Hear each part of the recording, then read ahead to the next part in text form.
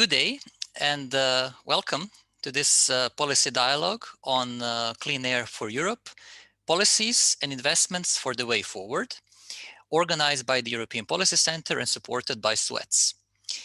My name is Stefan Sipka. I'm a policy analyst at the EPC and I will be moderating this event. So today we will discuss about air, something that we usually take for granted, but is actually essential to our survival and basically for everything that we want to do. And as we know, there is a long-standing issue with the quality of air in the EU as well as worldwide. And due to mainly air pollution, which is causing significant adverse effects on environment, health, and as well as socioeconomic impacts. And during the crisis, there has been certain changes taking place simply because we changed how we behave.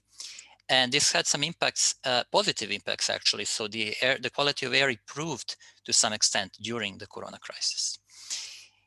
However, of course, hopefully we are slowly coming to the end of this crisis.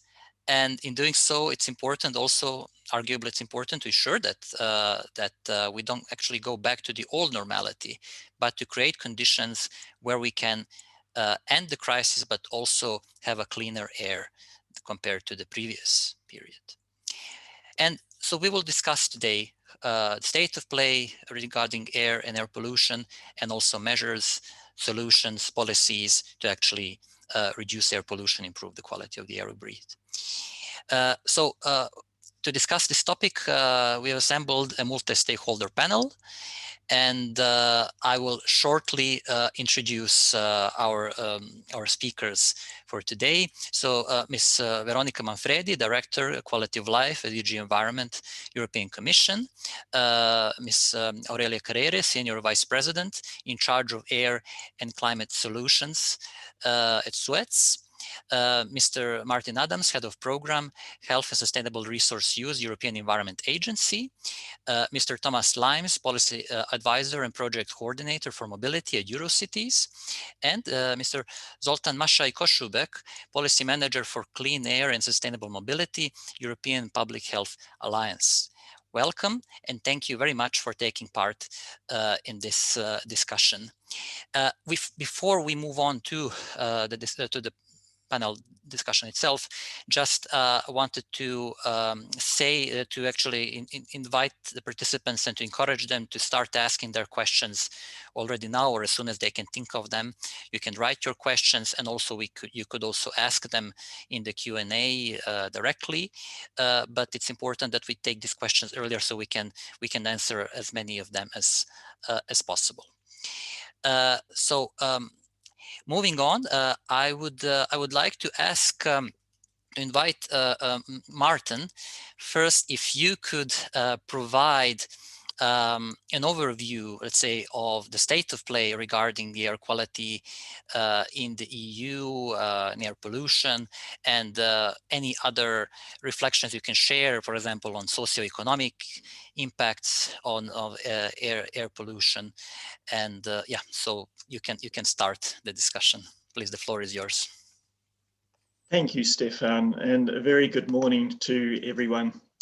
It's a pleasure to join you for this very timely event on air quality. So very happy to join and share some of the latest messages from the European Environment Agency.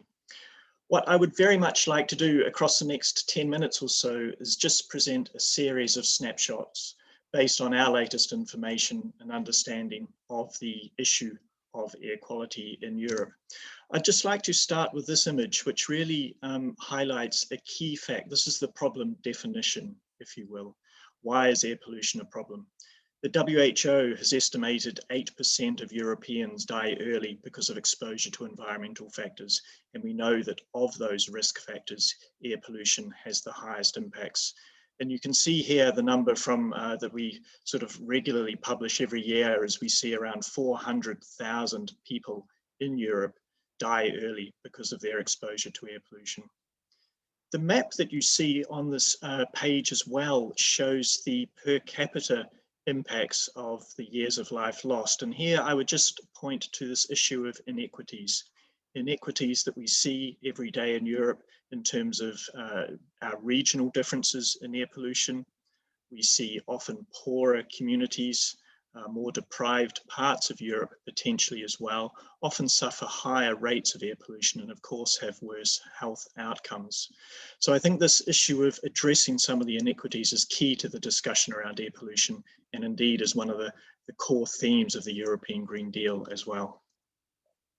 However, the picture has been getting more positive over the past years.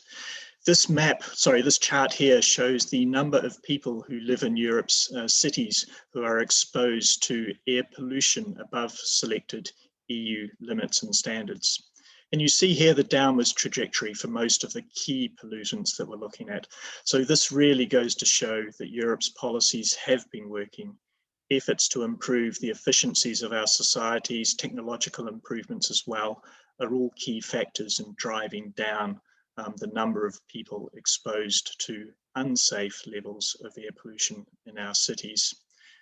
However, it's not that simple. This chart here really shows a comparison between the numbers living in cities again, in comparison to the EU standards on the left, and then the stricter guidelines coming from the World Health Organization. So here we see one of the key issues where the EU limits are arguably not ambitious enough. And I would again link back to the ambitions of the European Green Deal that has put a very clear commitment on Europe to move closer towards the World Health Organization guidelines in the future.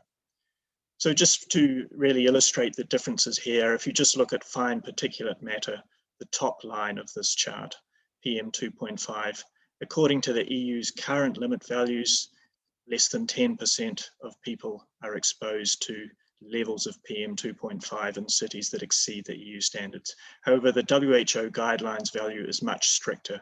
And there we see around 3/4 of our citizens are potentially exposed to unsafe levels of air pollution.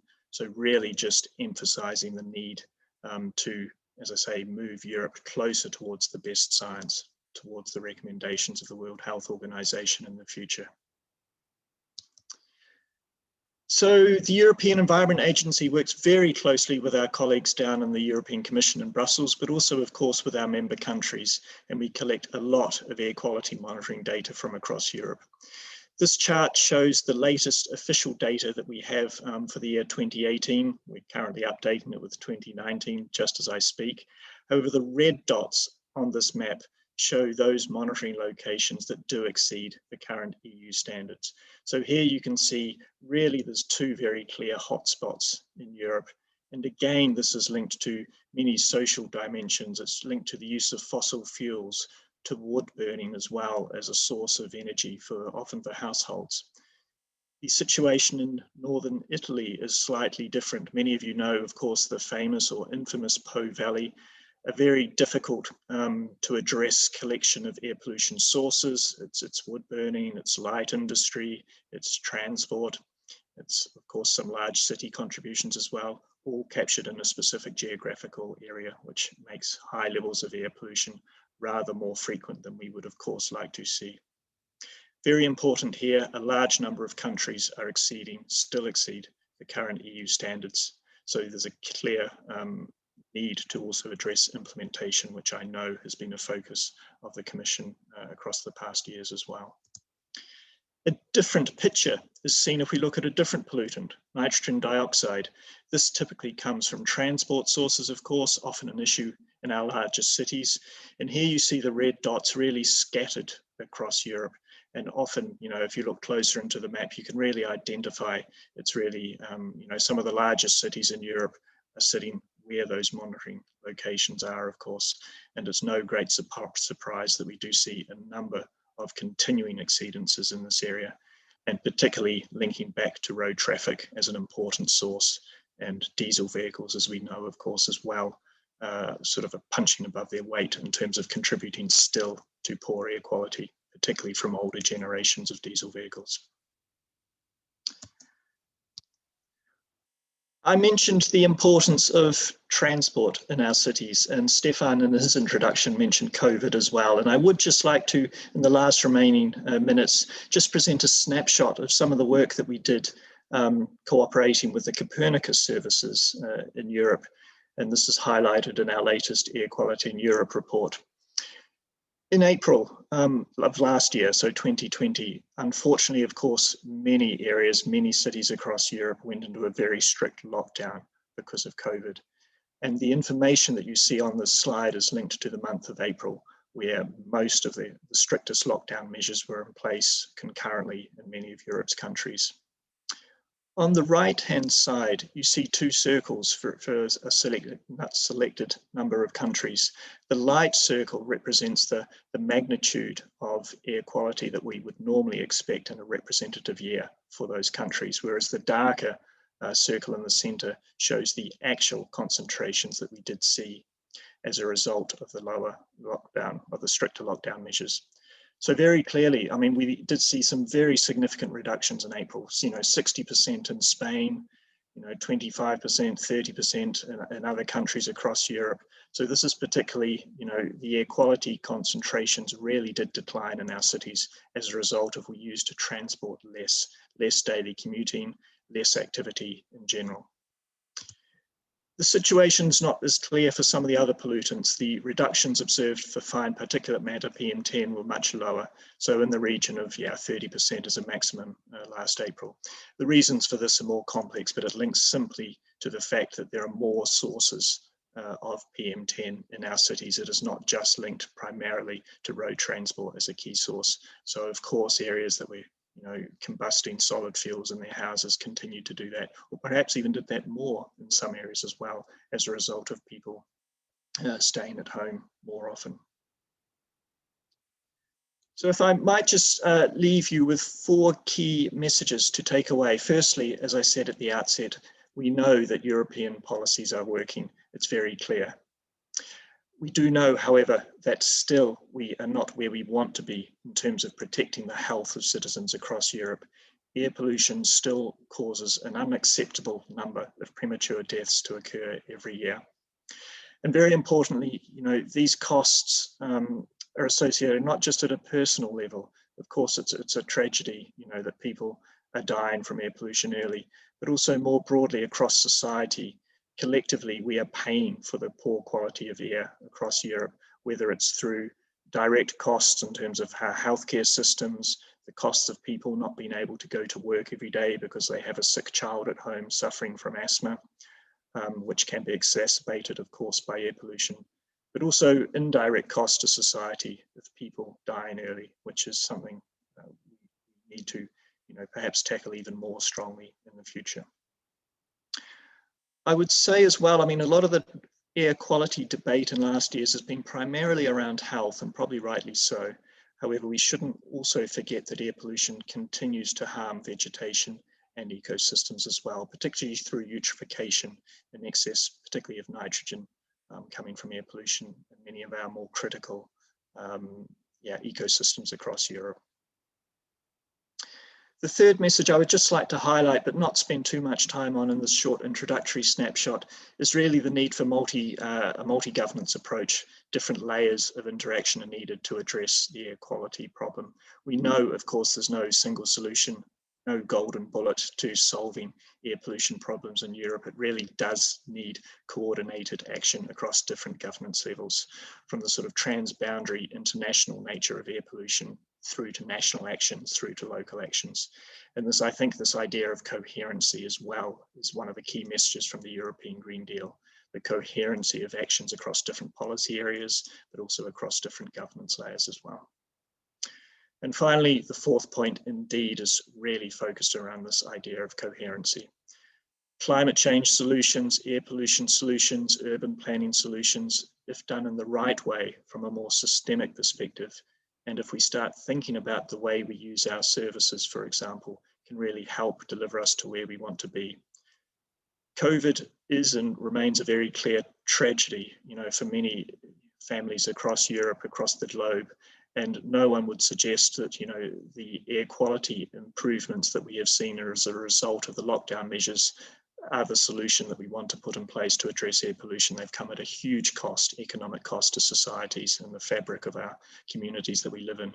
However, it is also, I would say, important that we do learn some of these lessons about perhaps where we can get to if we do think about using our transport systems in different ways, cleaner sources of transport, more use of public transport. So really try and find some, important lessons that we can build upon in the future. So I would like to stop there with that very brief introduction and hand back to you. Thanks, Stefan. Thank you very much, Martin, for this great overview of where we are and also with regard to the situation now during the crisis, but also just pointing out to this enormous challenges, especially due to simply numbers of premature deaths, hundreds of thousands of premature deaths every year, which was the case, which is, as I mentioned, a long-standing issue, but also other issues regarding also inequities related to air pollution and exposure, and also that there are difficulties in terms of how the pollution is distributed in a different way depending on the source of pollution, whether it's particulate matter or nitric oxides and other sources, and also implementation issue, the coherence, importance of having a coherent approach when further developing and implementing relevant policies. Thank you, and happy to come back to some of this, of course, in a later discussion. And moving on, Zoltán, I believe Martin also provided a good basis also for your intervention. So happy to hear also your reflections on this, on the state of play regarding the quality of air, and especially the health effects, the health impacts of air pollution, and also any interesting ideas or initiatives you would like to share, suggestions on how to improve the current situation. Thank you very much, Stefan, for the invitation. And indeed, I am very pleased to speak right after Martin, as I represent an organization, the European Public Health Alliance, which is an evidence-informed organization. So it is the most effective to speak after you have heard what science says. So actually, the way I would like to structure my presentation is I would like to present shortly the organization I represent here, after which I would like to address 3 topics. So indeed, I would like to elaborate more about the health effects of air pollution from our angle. And given that there are so many areas to discuss, I offer a case study and focusing on transport and more specifically on cities. I understand that this is a good way to discuss this topic. Then I would like to address about potential solutions we identified based what we saw in the literature and studies we examined. And last but not least, we are a coalition, but we work in a wider coalition, which is called All Policies for Health Europe. With that, we would like to also demonstrate how do we join forces and how that initiative is relevant to the topic. And just before moving forward, just pointing out what you can see on the screen. It complements what you have seen before. Those are also satellite images we published this time last year. And what you can see is the difference between the nitrogen dioxide limits in Europe the year before and the year of the pandemic, which hopefully also illustrates what Martin was just saying. So about my organization, EPHA. EPHA is Europe's largest public health umbrella advocacy NGO. We are uniting more than 80 member organizations, both European, pan-European, and national organizations. And the ultimate goal, which unites us to advocate better health, and it is more and more relevant in the context of environment, climate change, and air pollution. One of our members you can see is the European Respiratory Society. They are potentially the most involved, also developing the WHO guidelines. And here, may I highlight 2 key messages Martin was just saying from the agency. The one is inequities, health inequalities, which applies to air pollution. You have clearly seen that. EPHA addresses that.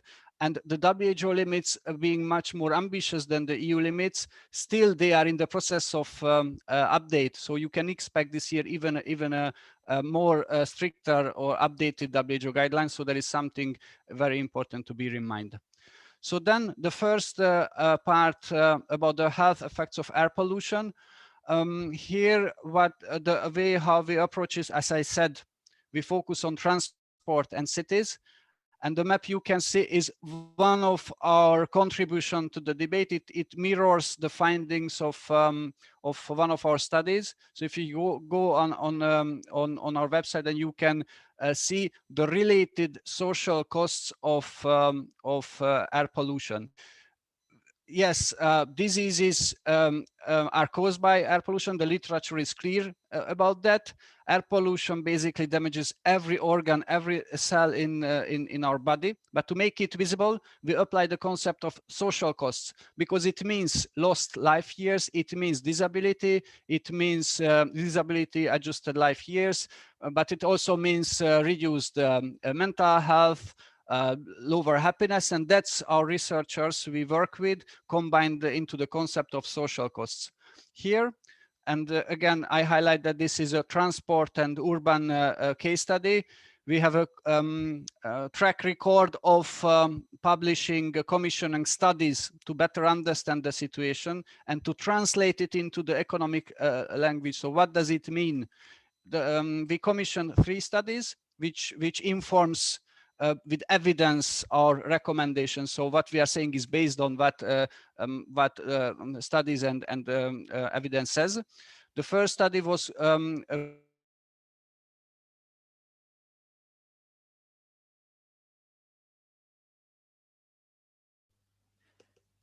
Zoltán, I think we can't hear you at the moment, but now we can. So there was a bit of a break. Sorry, yeah. Now we hear you well. Now we hear you well. Thank you. So I was just speaking about the 3 studies we were commissioning. The one was about the health costs of air pollution in Europe. The second one, which we published recently, is about quantifying the city level social costs of air pollution, regardless of the source. And we just 2 days before this webinar, we formulated some recommendations I would like to briefly mention. And to bring it closer to you, I invite you to take part of an experiment. If you do not mind, I would like to kindly ask the organizers to share the link in the chat box what I'm showing this. This is an additional tool we developed to demonstrate what the study says.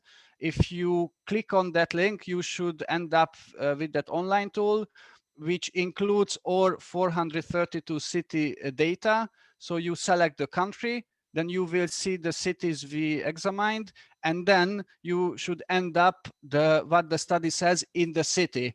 Sorry to interrupt. So I shared it in the chat box. I believe all the speakers and attendees can see this link, so you can, of course, then check it out there. And what you can also see, as Martin said before, particulate matter, nitrogen dioxide, ozone are very harmful to health. They are also linked and measured in cities. So this tool and our studies are also using that. And we were relying European Environmental Agency data on that. And then you can see how much social costs our researcher calculated for a city. What is the amount of in terms of the GDP per capita per cities? And one message is quite clear: it is significant. Hence, with inequalities, so larger cities are having the biggest problem, and Central Eastern Europe tends to be even worse due to the higher level of pollution. So that's something very worrying. But as we speak today, we have also some solutions here.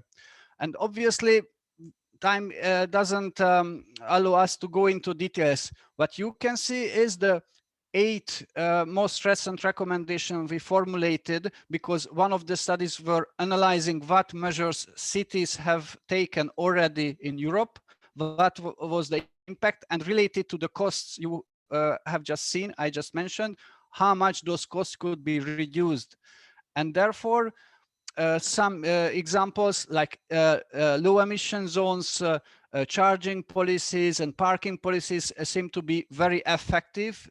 They worked in cities like London, in Brussels, where we live, and elsewhere. So this is something cities can consider. But if you look at the study, you will see altogether 28 measures, and there is no one-size-fits solution. Each city has a different characteristic, and as a public health alliance, we cannot highlight enough the role of biking and walking, active mobility, which not only contributes to less pollution, but it also increases physical activity, which is quite important for the health outcomes.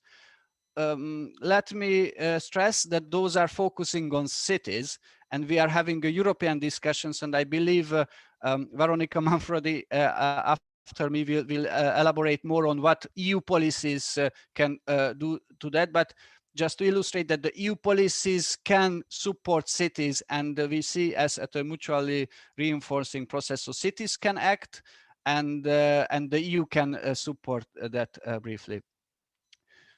Also, I am referring to the post-COVID situation, which we hope to reach. And indeed, we achieved a lower level of pollution because of the measures cities were taken. We experienced blue sky and less pollution we never seen before. I think what is important to highlight here, that clean air is achievable. We only have to find sustainable solutions to have that level of clean air, and with the good combination of this measure, this low level of pollution is feasible. It can be done. And now I am addressing the third part of my presentation. We are big, but not big enough, in a sense that this is such a huge topic. So we join forces with like-minded organizations. This is a multi-stakeholder initiative called All Policies for Healthy Europe. And this is an initiative launched before the election, and it advocates for cross-sectoral action on air pollution, more health in agriculture, more health in environment, and that's clearly applicable for air pollution as well. And to reflect that, many of the members of All Policies for Health Europe work on environmental issues specifically, and you might have seen already, and if not, I recommend you to have a look. We just adopted last year a policy paper on the co-benefits between a zero pollution action plan and other policies being high on the policy agenda now, and that's something which is obviously quite relevant for air pollution, which still remains the #1 cause of environmental risk factor of health. So with that, I believe I used the time provided. I thank you for your attention and looking forward to the discussion and potential question. Thank you. Thank you, Zoltán, for these additional reflections on the relationship between air pollution and health effects, and also sharing these interesting initiatives, and also where we can see that actually these impacts can be even quantified. I mean, also in economic terms. And that's something that definitely, and also for sharing some ideas and solutions, what can be done, especially at the local level. And speaking of policies, I believe it's time to also to give the floor to Veronica, and to hear from your side, looking at the EU level. We know that there are ongoing as well as upcoming policy initiatives that directly or indirectly are relevant for improved air quality. So building on also what Martin and Zoltán already mentioned, happy to hear your reflections on this. Many thanks, Stefan. It's a pleasure to be with all of you this morning. And indeed, I think there is a perfect passerelle and sequence of events with Martin having zoomed so comprehensively into where we are on air pollution, but also indeed also reminding us all that we should not forget that a lot of progress has been done over the years. And Zoltán now opening for me the door to say that indeed, although I'm delighted to be on a panel on clean air, I will inevitably speak also of pollution in wider terms, and then hopefully provide you with some interesting updates on what we plan to do on clean air as such. Indeed, the data from the European Environment Agency also point to us that still today in Europe, 1 in 8 deaths are linked to pollution. I think that when I pronounce this figure, many people kind of hesitate because the reality is such that it's difficult sometimes to see clearly into how to establish this causality link. And we are also victim of what I would call silent killers, air pollution being possibly the most prominent and visible one, but we should not forget the toxicity elements coming, for example, from polluted soils that ultimately may provide us with polluted food. So other ways through which we end up being victims of, and I mentioned you the figure, 250,000 cancers out of the, unfortunately, 1.3 million, which have been reported by the European Commission to have occurred in 2020 on top of the toll that we have paid because of COVID-19. So these 250,000 are all somehow attributable to different levels of pollution. So what also Martin has already stressed is that we see a link between gravity of pollution in general and differences and inequalities across Europe as such. Pollution is indeed associated with around 19% of deaths in some member states, and it is just close to or even slightly below 10% in others. Both figures are, in my view, not acceptable, but they point to differences and need, I think, to learn from each other and understand why certain countries are scoring definitely less well than others. So I would also say that these figures point also to the fact that tackling pollution does not necessarily come at the expenses of economic growth. If anything, on the contrary, as again, the previous speakers has pointed out, there is a strong case for social and economic action to act on pollution. So we're not just doing that, although it would be, I would say, more than sufficient reason to protect our own health, but we're also doing it for the longer term prosperity of our economic models. We know also, and this goes to the core of what I'm saying, that typically pollution affects the most vulnerable people. So it's about children, as you know already, from fetal stage. So are the economic actors of the future, elderly people, and those with pre-existing medical conditions. And the very large amount of studies which are currently undergoing and that oblige us as European Commission to have a cautious approach on whether or not there are interplays between, amongst other, air pollution as such and, let's say, intensification of the gravity of the impacts of COVID-19. One thing seems logical to think: a person which is already suffering from very important respiratory and other diseases, confronted with a virus as aggressive as COVID-19, is exposed to more serious effects than a person who doesn't suffer of this type of already established health impacts.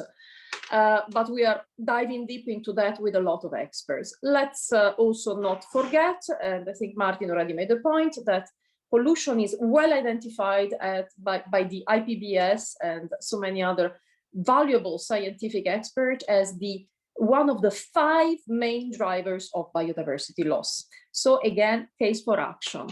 Now, the good news is that we really see that we have a huge opportunity in front of us right now, because in particular, the recovery plan for Europe provide us, together with the next multi-annual financial framework covering the 2021-2027 period, with an unprecedented amount of 1.8 trillion euros that we could truly use to build back better, or as some colleagues like to say now, build forward cleaner.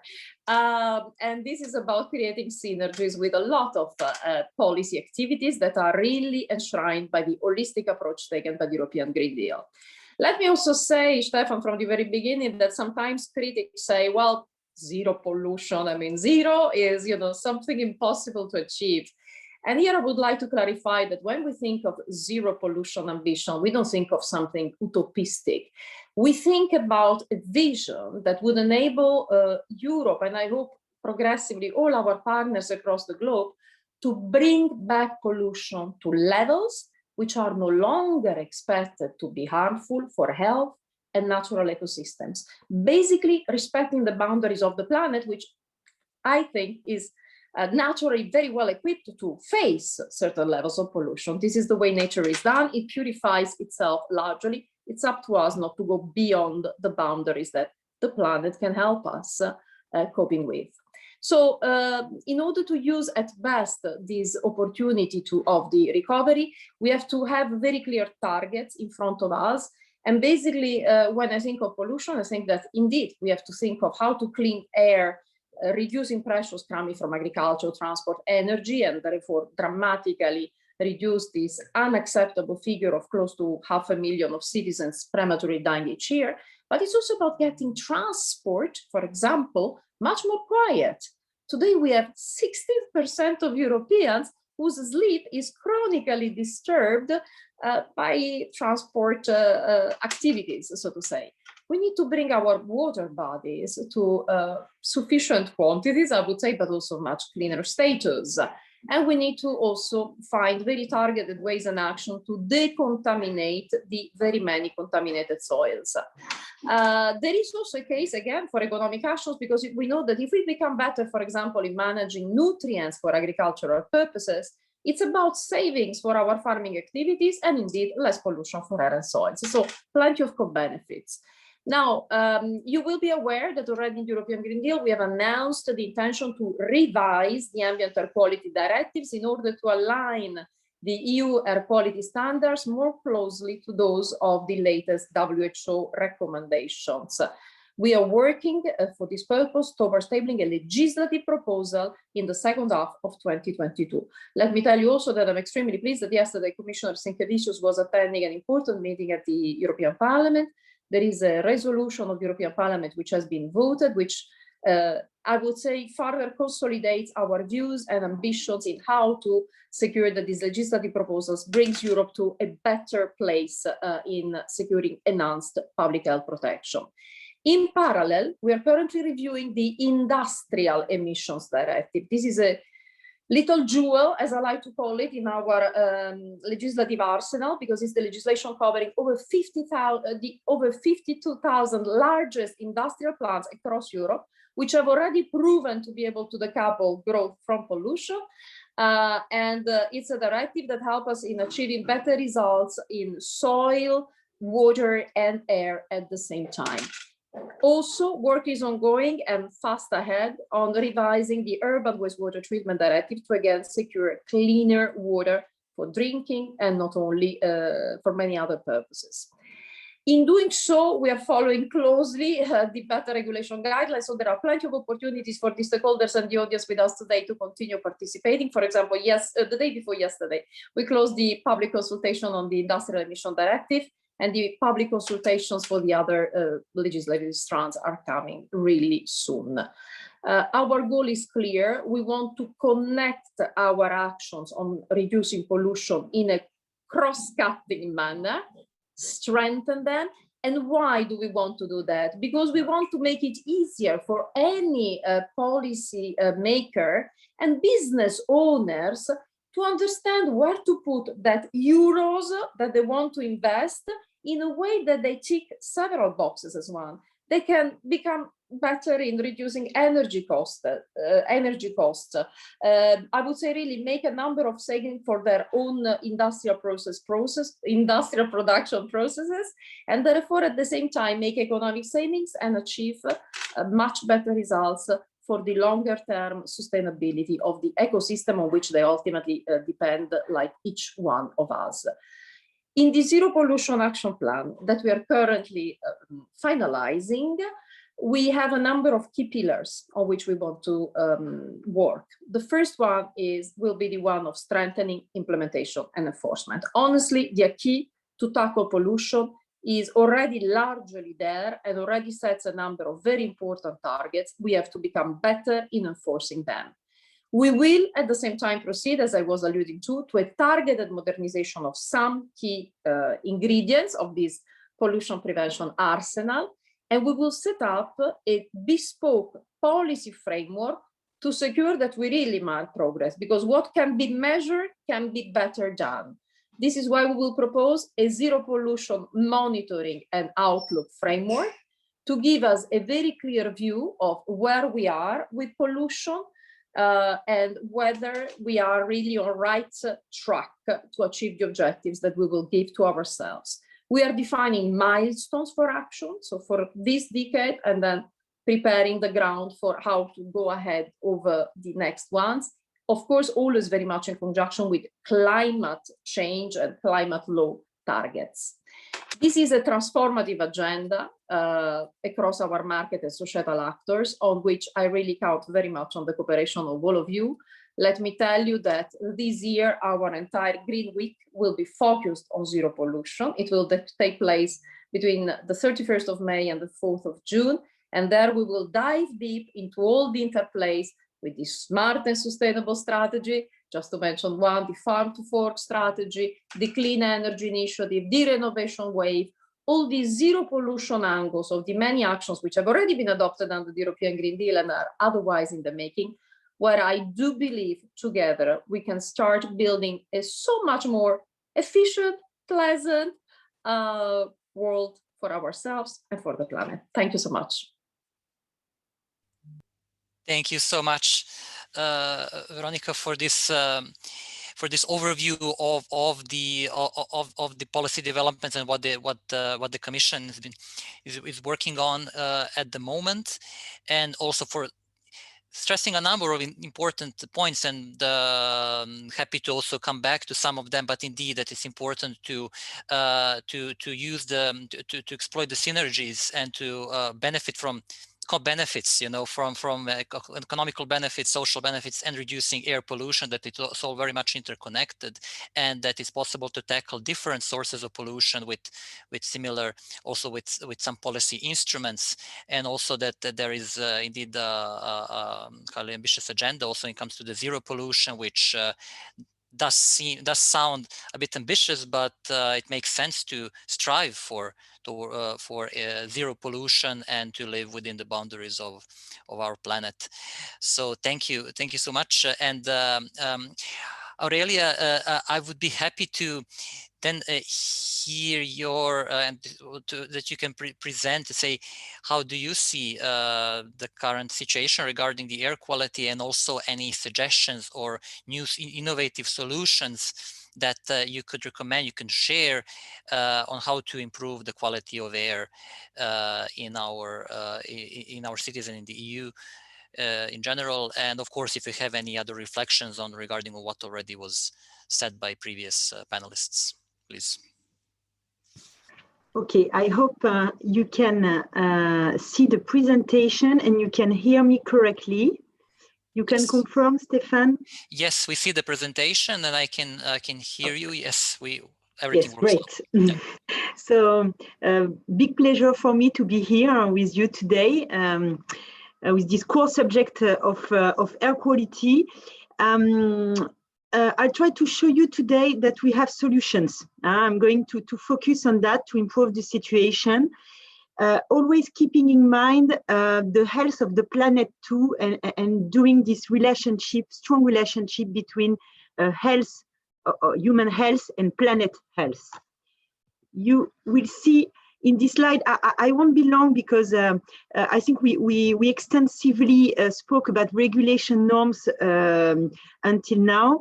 So I think we are already moving forward in order for Europe to be at least as demanding as expected in the current WHO guidelines. So I have no doubt EU will align with a suitable calendar, its policies, its recommendations, with those minimum references in mind. So I would like to take my time to show you more and to speak to you more about and convince you about the need to invest in dynamic monitoring of air quality, and starting with large cities where we saw the impact of this pollution. Dynamic, it means real time, and dynamic, it means street level. It's all the more useful that we don't have today a massive treatment solution to clean the air. So we need to focus on prevention and mitigation measures in the most exposed area. So today there is various modeling scheme. No one is correct. You can have the illustration in this slide. we took the same day, because we are working on a project for Dunkirk municipality, 4 different extracts of models, and we see that the range of particle 10 varies from 8 to 36 microgram by cubic meters. So why it doesn't work? Because traditional models have limits and statistic models have other limits. So we need to develop new approaches to modeling that combine the speed of algorithmic model with the accuracy that is brought by few hundred sensors that are moving around the city. So I put an example here where that we developed at SUEZ with mobile macro sensors. We need to go further on that. We need to invest on that because in this way, we will have some real-time data without increasing too much the calculation power needs to have this real-time data.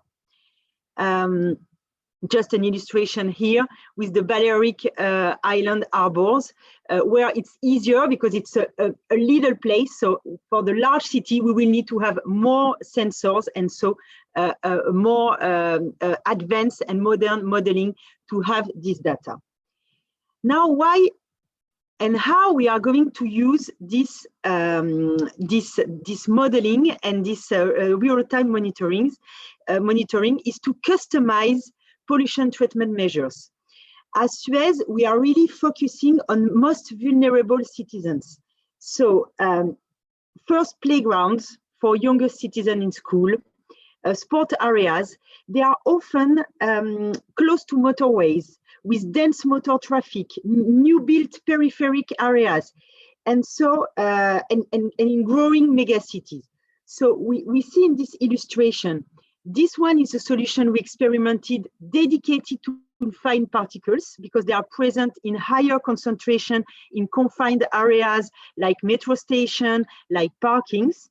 And we can see for the children here, it's a solution dedicated to school that we have inaugurated in France, and that is here mixing technologies for PM, for NOx, for VOX, through a combination of technologies, including microalgae.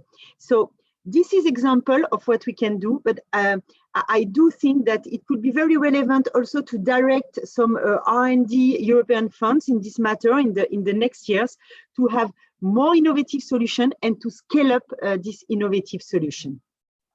My last point on depollution solution will rely on the direct link we have between air quality and activities which generate high level of GES. So there is this direct link in transport, there is this direct link in the energy sector, combustion industries, and we can positively impact the air we are breathing with these direct climate positive impact solutions. So one word here on the biomethane. Biomethane, because we are at SUEZ working with energy recovery from sludge, from bio-waste to decarbonize natural gas, but also for transport. And you see here that biomethane is a good illustration of alternative advanced fuel that provides some very strong avoided emissions if we compare to diesel, but also a reduction of 90% of the PM and 30% of NOx for transport, road transport application. We were talking about Po Valley and Italy, where I'm living now because I'm also working for SUEZ in Italy, and we can see the potential of the LNG solution for the big transport activity in this region. So just to conclude, I think it is very the utmost importance for me to underline that human health and planet health, they present the same positive impact factors, and it's giving all its relevance to all the air and climate major cities roadmap that that are building now, that we can see, for instance, in Milano right now, just published, and that all the mega cities are working on at this moment. Thank you very much, Stefan. I leave you the floor. And thank you so much, Aurelia, and for sharing these very interesting cases and solutions that can then be further scaled up with additional support. And I think also what's interesting, indeed, what you mentioned is that while looking at the bigger picture, it's important to also zoom in and focus also on certain areas that are especially critical, where the population is exposed and suffering from air pollution, and then try to find concrete technical solutions, and including also better measurement of where the citizens are exposed to pollution to a greatest extent, and then try to tailor the solutions to their particular needs. So that is interesting to look at both the general as well as a more local solution. And coming to the local, of course, I wanted to then save the last intervention for Thomas, because of course we talk about air quality and air pollution at the EU level, but arguably it makes sense to actually put the local level under the spotlight, and simply because of the air pollution and population density. So Thomas, I'm happy to hear from the local perspective, your views on air pollution, air quality, and any existing or potential solutions at the local level that could help to mitigate the current situation with air pollution and improve the air quality, and also any suggestions what support, any additional support the local level should get also to improve the situation at the local level regarding air. So please, the floor is yours. Thank you, Stefan. Well, first of all, thank you for inviting EUROCITIES today to participate to this very interesting discussion. Of course, clean air is top priority for cities. Just before I start my presentation, I'd just like to focus on the numbers that was often shared today. The number of people that died linked to air quality in Europe. Sometimes we don't really perceive the impact of these numbers and how many people this represent. Just to tell you, when you compare it with road safety, for instance, we've seen that air quality led to the death of 20 times as much as people dead from a road accident in 2019. I think sometimes it's useful to compare the two numbers to tell you that the problem of air quality is not often in the front page of your daily newspaper, for instance. So when it comes to air quality, of course, this is a top priority for cities, since we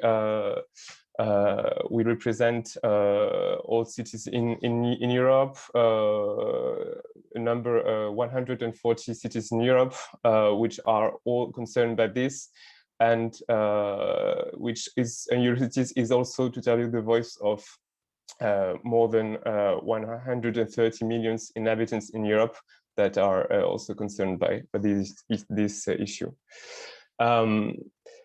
Just to tell you also that from the city's perspective, air quality is a priority, because one of the first missions of cities is to ensure quality of life for cities' inhabitants, and of course health, protection of biodiversities as well is a top priority for cities if they want to remain attractive.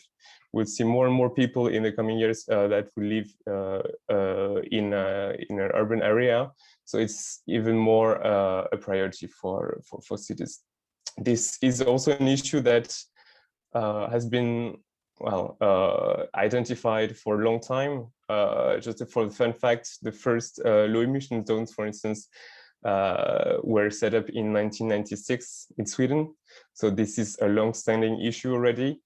And there have been improvement, of course, but we still have a long way to go if we want to reach adequate levels of air pollution in Europe to preserve citizens' health.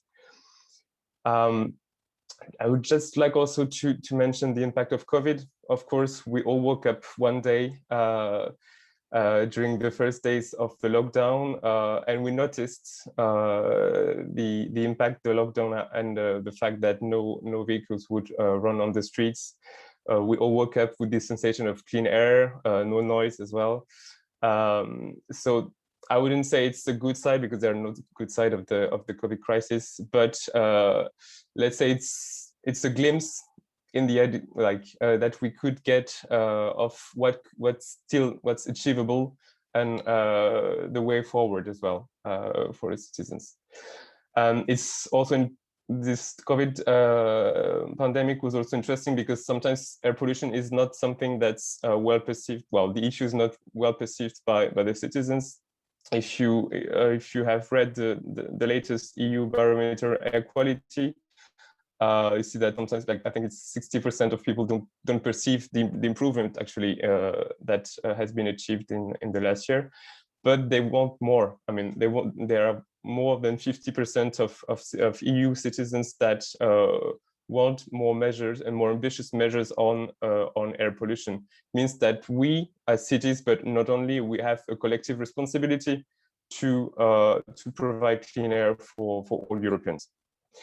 So of course, in this fight against air pollution, cities do take their share of the burden, mainly to address the main source of pollutant. And we all know that one of the first sources of air pollutant right now in Europe is transport.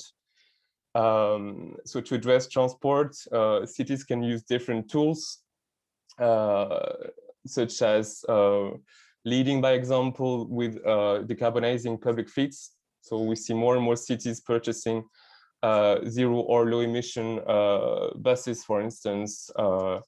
They also are involved in the revolution on the ongoing revolution with the low emission mobility. So they install electric vehicle charging stations, for instance.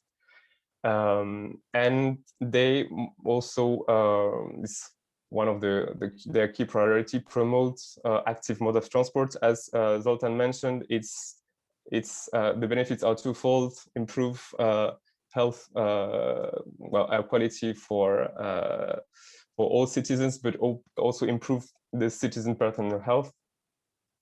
And of course, one but not least, one of the kind of measures that cities set up were the urban vehicle access regulations, so low emission zones, diesel bans, all these kind of different measures that are often difficult to implement, but that are necessary. We've seen they are often challenged. If you pay attention to the news in Brussels, for instance, in the last month, you've seen that the perspective of setting up congestion charge was highly debated in Brussels. But it's the same everywhere in Europe. That's why when they set up these kind of measures, cities really try to consult as much as possible all the stakeholders, so citizens, but also professionals that would have to comply with the new rules of a low emission zone, for instance.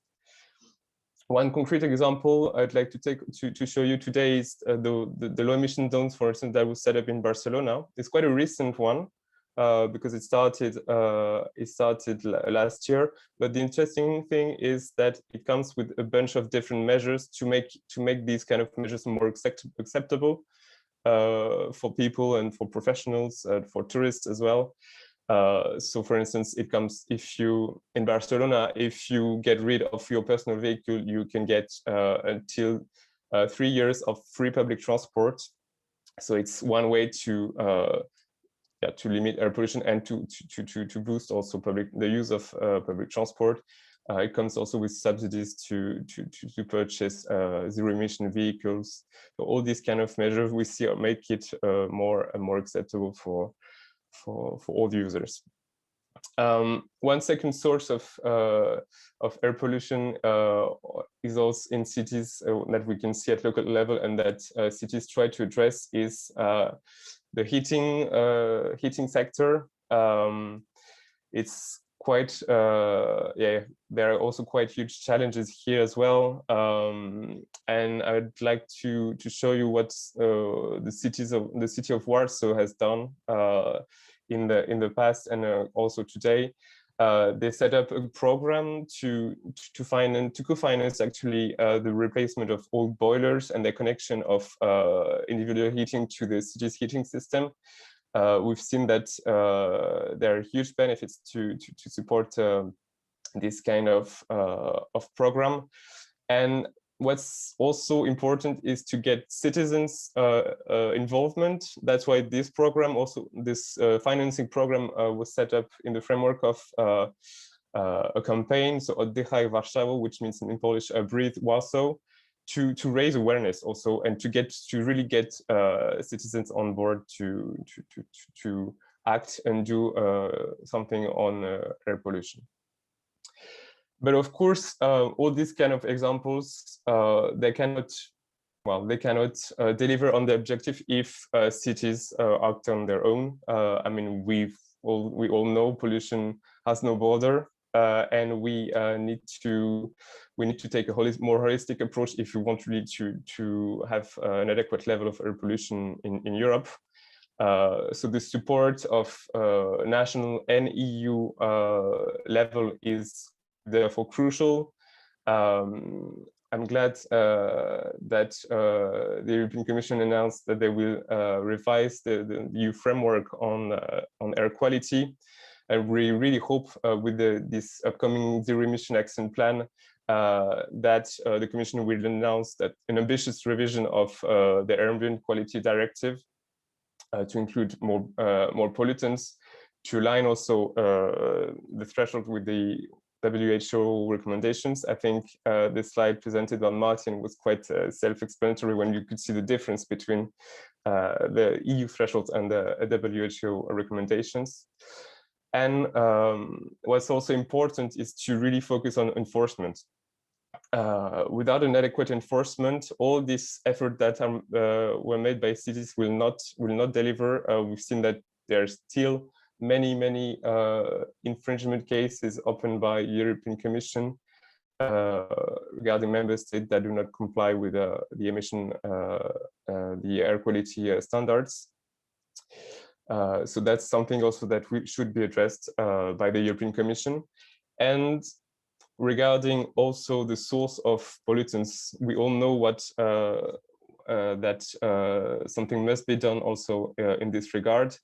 We had the publication last year of the sustainable and smart mobility strategy from the European Commission. And we need to use this opportunity, the opportunity of this new strategy, to have more ambitious standards for vehicles. So we have the upcoming upcoming publication of new Euro 7 standard that will be published, that we expect by the end of the year. And this is a good opportunity to be seized by the policymakers to improve air quality in city. And what's also important is that we should use this opportunity to set a final date for the ICE vehicle phase out in Europe.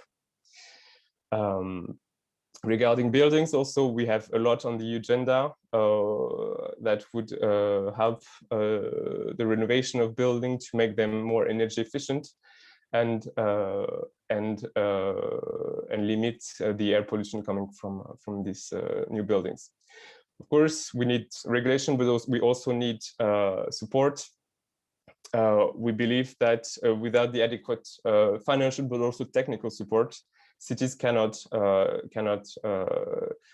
contribute to the improvement of air quality, especially when it comes to renovation. So we really have great expectations regarding the deliverables of the renovation wave. And last word, we also believe that there are synergies between climate neutrality and air pollution and air quality in general. So we need to have the Commission's support to have climate neutral cities in Europe. We've seen in the last month that there were many discussions on a mission on 100 climate neutral cities in Europe. So we really have great expectations also vis-à-vis the Commission to pave the way for this climate neutrality in Europe. Thank you. Thank you, Thomas, for this overview. Let's say from the local on sharing this local perspective on the current challenges as well as what is going on now at the moment to actually reduce the adverse effects of air pollution and also recommendations for the way forward. So I think we managed to touch upon different angles of this topic from practice, from policies, and also taking into consideration the COVID situation. So I would like to look at also the questions that we received from our participants. There are a number of them, and I would like to, I mean, because I think it builds well on this on the local perspective that Thomas shared, but then going back to this more other levels of governance, especially the EU level. We have a question from Marco Valenciano. So he says, I live in Bologna at the heart of the Po Valley in Italy. Here we have one of the worst situations in Europe regarding air pollution, although it is due to the industrial sector and cities. It is also caused by the local climate, which is very much humid and very little wind. So there are additional factors. Which measures can be taken? Should we have a flexible European plan which takes in consideration local climates, which affects air pollution, or is this considered marginal in the analysis? And exactly, I wanted to, if Veronica, you could provide a response. I'm also looking at Martin if you want to follow up afterwards, so please. Thank you, Stefan. I actually wonder whether you would like me to try and give an answer to these three questions that I think are a little bit intertwined. Sure. I could try to briefly reply to all of them in the sense that to the question of the compatriot actually who lives in the Po Valley. Look, ultimately, how to tackle this, of course, is the primary responsibility of the competent authorities. But it's true that in the framework of the revision of the Ambient Air Quality Directives, we intend to provide further guidance and also strengthen a little bit the provision that should make it easier also for the local authority to better monitor and therefore better tackle at source key sources of pollution. You will have seen from the presentation done by Martin how much we can really also identify which are the key pollutants, which means we know which are the sources, and in that region there is a lot that is linked to road traffic, partly industrial production. So there are very concrete actions that could be taken. And this somehow allow me also to reply to the question raised by another participant, which is with Mr. Popovsky asking, shouldn't you at European level just put the date for stopping any production of cars with industrial combustion engines? I would say that somehow we are indirectly doing that in the sense that if you read what we have set to ourselves as targets to be implemented by 2030 in the framework of the Sustainable and Smart Mobility Strategy, you will see that the boost to electrification is very big. I must say that in the Zero Pollution Action Plan, we will also mention that at the same time that electrifying, it's important to avoid any other sorts of emissions that may come even from electric cars that are linked, these electric cars will come with an increased weight, so they could emit very little particles out of tires, for example. It's years that we are trying to reduce microplastics, for example, coming from tires and other small particles. So always the message is the Commission is trying to drive the industry to look at life cycle impacts. And the spirit of the Green Deal is a spirit of managing a transition. I'm not necessarily convinced that you achieve the result by putting the end date. We have to accompany our industrial car makers and industries in general to get there where they need to be. But what I can report back from talks with the industry is that they get the message very clear. And I don't think that today in Europe there are an enormous amount of people that are continuing to invest massively into traditional internal combustion engines over the next decades. So the combined effect of what we are agreeing in terms of climate laws, direction given under indeed the ad hoc sectorial strategies, the zero pollution ambition, the improvement of biodiversity is giving a very, very clear message to the industrial actors, which I think and the SUEZ is a good testimonial today in the panel, are sometimes actually even faster in grasping and understanding the opportunities that some of the capital. So I must say, I count on the good cooperation with the industry to get there where we need to be. Last question was about wood burning. And I think it's raised a similar kind of reflections. I mean, it's not about saying, we only, fight wood burning and this is terrible for the people who still depend on that. And we forget planting the trees. You will have seen that we want to do both. In the biodiversity strategy, we announced a target of 3 billion trees to be planted across the EU. So it is also our firm belief that if we want to purify air, amongst others, and of course offer much better protection against floods, droughts, you name it, trees are important allies. But at the same time, why continue burning wood through ways that clearly generate a lot of particulate matter in your own houses? There are ways to do it without adverse clean air impacts, but I mean, we have to choose the right technologies. Thank you so much. Thank you, Veronica, for addressing all of these questions. Indeed, it's good that we address them all because they are all of relevance to policies at the EU level. And Martin, I don't know if you would like to add something on top of this, starting with the initial question on local conditions, and then tailoring the EU policies to local conditions, but maybe also relevant for monitoring, how to improve the monitoring, and to basically link this monitoring, improved monitoring, to then better policy making, but also any additional reflections you would like to share on this, also policy related questions. Yeah, thank you, Stefan, and thanks for the question as well. Just to build on the words of Veronica, and I absolutely agree with what she said. I mean, of course, we can't control the geographical locations in which we live. I mean, the Po Valley is a very exceptional circumstance in many regards, also with relation to the different contributions of sources coming in. But we know, regardless, there are very effective and cost-effective measures that can be put in place, as Veronica rightly highlighted. It's things around, encouraging communities to move away from local use of burning wood. It's about encouraging cleaner transport networks at the regional level. It's about cleaner vehicles on the highways that run through the region, and importantly as well for agriculture. We shouldn't forget agriculture as a key source that also affects, through the background contribution it makes, it also affects the air quality in many of our cities as well. So good agricultural practices are a key element here. I would just also take the opportunity to say one perspective on electric vehicles as well, which is something that we say quite often at the agency. Are electric vehicles the solution? No, we say they're not. They're certainly part of the solution, but beyond the sort of contribution of emissions from the road tires and from braking that they will continue to do, it's also about quality of life. No one wants to be stuck in a traffic jam for hours in many of Europe's cities. That is the case now.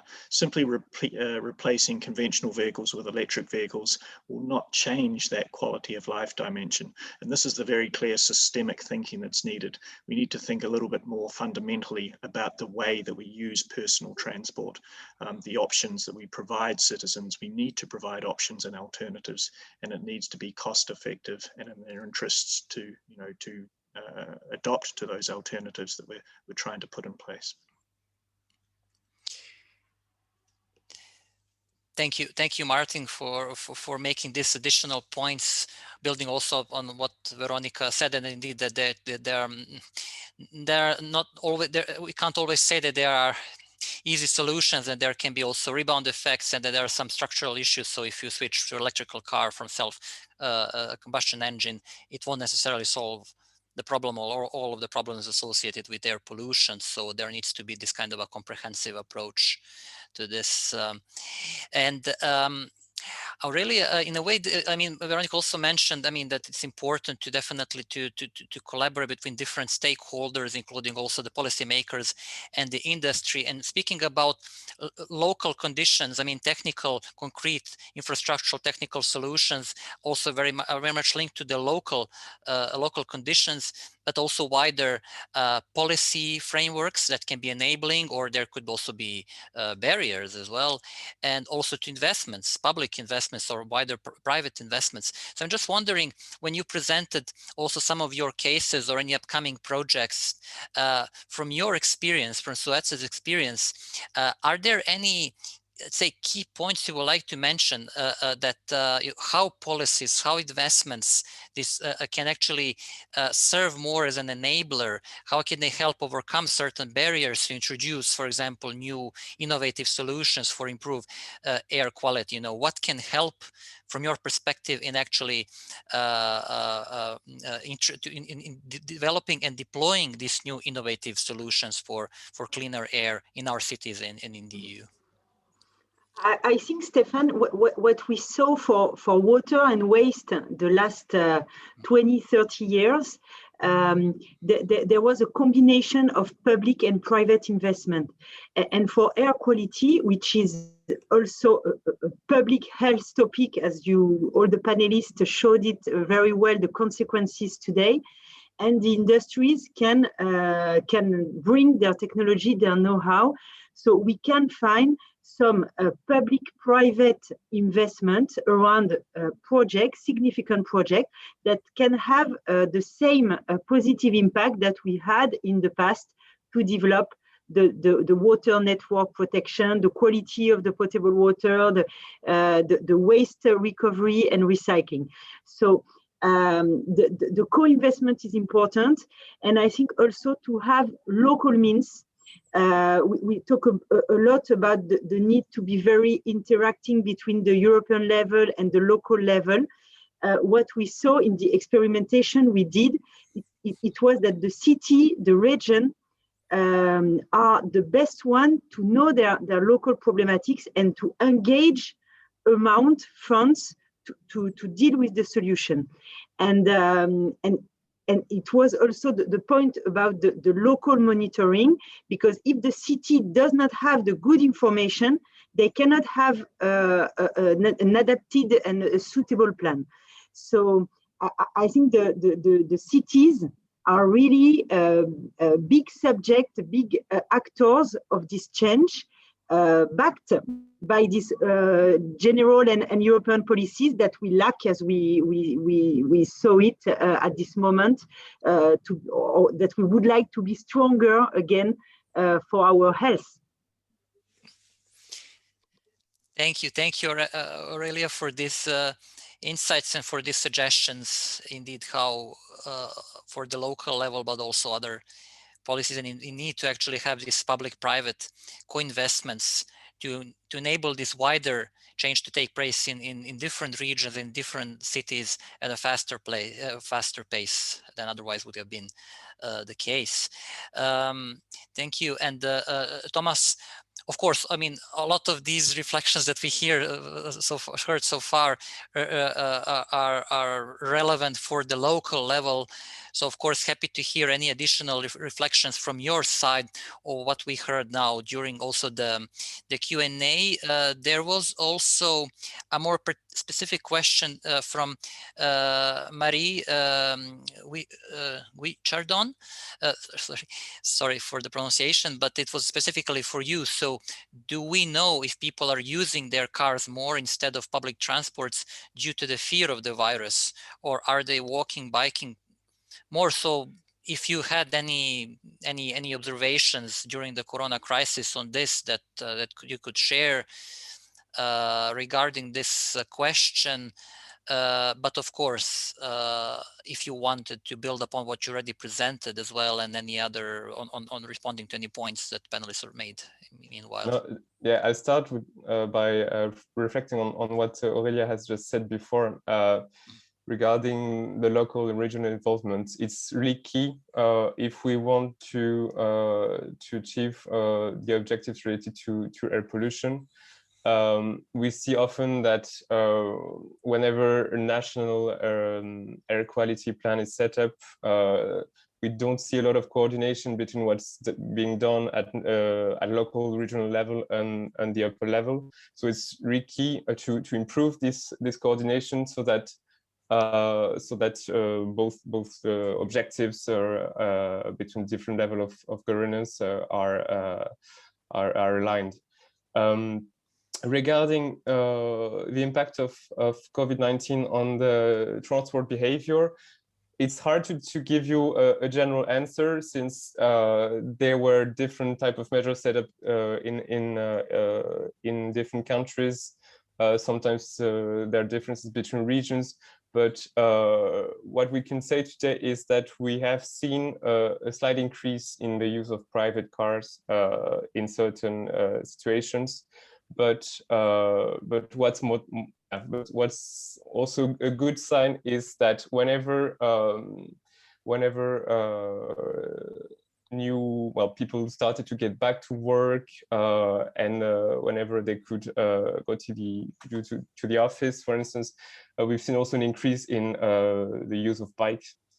So in Brussels, I think I've seen the number yesterday. I think there are 60% additional bike riders compared to the period last year, which is enormous. We've all seen how the city of Brussels was built with all the highways in urban all these urban highways. So yeah, I cannot give you a generic answer because the situations are really different, but what cities do actually is to also provide for the adequate conditions to limit this increase of in the use of private cars. And we've seen it with the pop-up bike lanes, for instance, in many cities that are being made permanent in some cases where feasible. So let's say COVID-19 is still a challenge, but it's still an opportunity if we also want to have an impact on transport behavior. Thank you, Thomas, for reflections on this. And Zoltán, I wanted to ask you, there was a specific question regarding your presentation on the costs and of air pollution. What are so from Paul Greening, what was the source of the damage cost data that you referred to, Zoltán? So maybe if you have any additional insights on this, on these estimations on the specific economic costs resulting from air pollution, but please, given all that has been said so far, if you have any additional responses and reflections on what the panelists already said, or if any other questions you wanted to refer to or build on what you said, please do so. Thank you very much for the opportunity for Paul the question, and indeed for the various contributions. Maybe I will start with a few remarks and then I will answer that very specific question, because I think it is important to know the costs and the sources. So as I work in a public health alliance, and we tackle several issues affecting our health. One is key for us, and it is prevention. And that means that if we discuss pollution, it is the best form them to prevent them. So, and why I'm saying that, because if we focus on the source of pollution, and here when we discuss urban context and cities, obviously fixing the car pollution is quite an important source. And that's where electrification is playing a quite key role. I saw there was a question, and I basically agree and welcome what Veronica was just saying about that. And maybe just to add, what we see is that it is the market also. So the industry, one car maker after the other commits that they would like to, after a given date, end the combustion engine and move and develop electrification. And fully agree. I think we and the EU should help that process. But what other experience shows from a public health field, when we deal about risks and changing the behavior, legislation does work. If there is a legislation which gives the indication and detailed explanation. And I think the cost benefit analysis, the impact assessment, the EA data are quite clear that there are health benefits which we can save in addition to the climate benefits. And there are financial and other incentives to support, and the industry will respond. But the legislative motivation, progressive, and as Thomas said, the Euro 7 and a potential date to accelerate that electrification. This is, I think, key. And which brings me to the question, which is actually about the costs. Our researchers were using, we call them impact tables. So first they looked at what are the proven consequences of the various pollutants, chronic obstructive pulmonary disease, respiratory diseases, cancer. And where the link was proven, they included that into the calculation. And then they developed an economic model. They used the national databases about the healthcare costs, hospital admission costs, pharmaceutical costs, but they also used models to evaluate lost healthy life year. And there are economic models, because it is obviously something you cannot do on the market, or you do not feel well. That's also very difficult to quantify, but this is where the economic model helps. So based on data, country data, where it is quantifiable.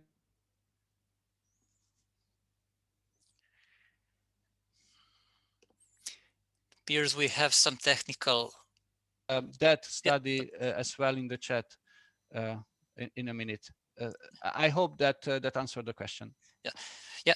I think it did. There was a short technical disturbance, but I think we managed to get the main receive the main message.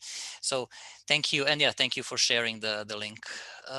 Thank you, Zoltán. So we have less than 5 minutes left. So I would like to, before I conclude, I would like to give a chance to our panelists to provide a very short final message in terms of basically what do we need to do to improve the quality of our air in the EU. You can focus on whatever point you think is the most relevant from your perspective, and especially how to build back better, or as Veronica said, to build forward and cleaner. So short key messages for the take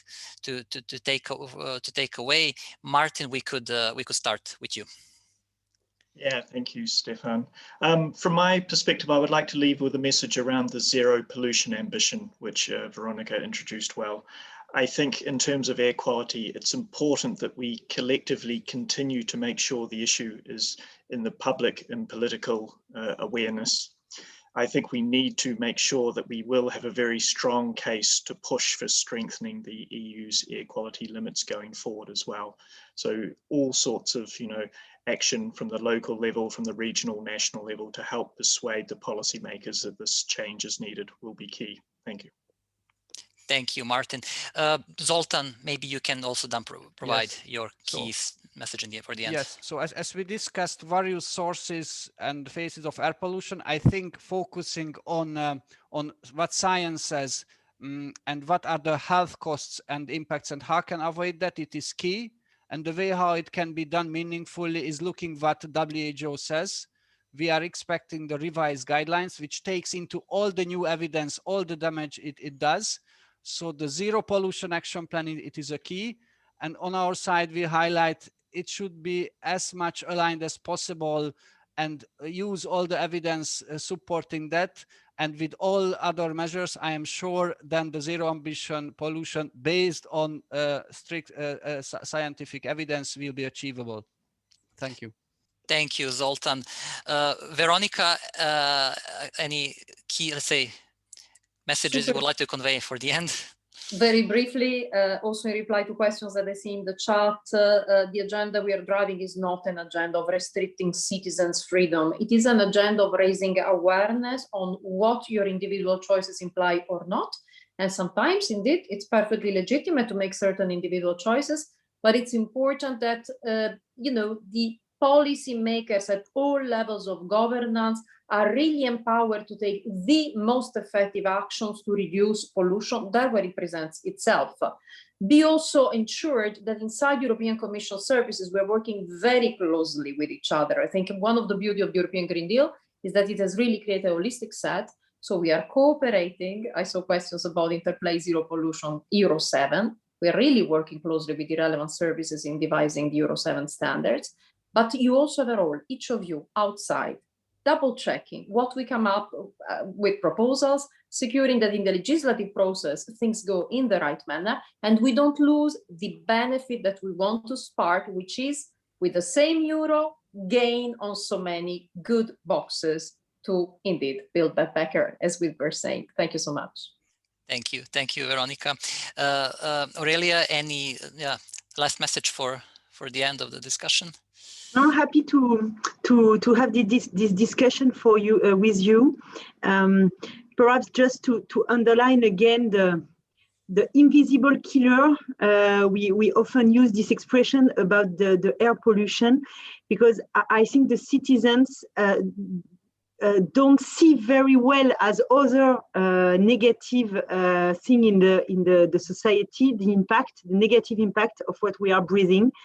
And I think all the work that we are all doing is with this objective to sensibilize about the fact that our most vulnerable population will have very bad consequences if we are not doing anything.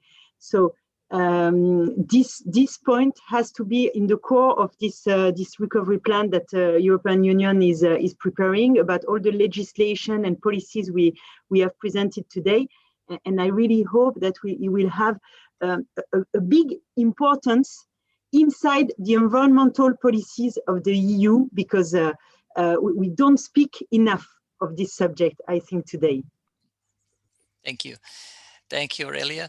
And Thomas? Yes.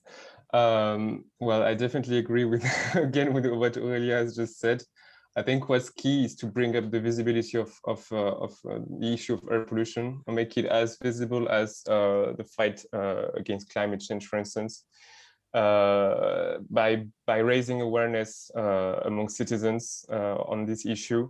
All the work that's been done in different reports highlighting the death toll and related to air quality is a good start, but we should do more. And maybe my last word is to just support cities and involve them in this fight against air pollution. They have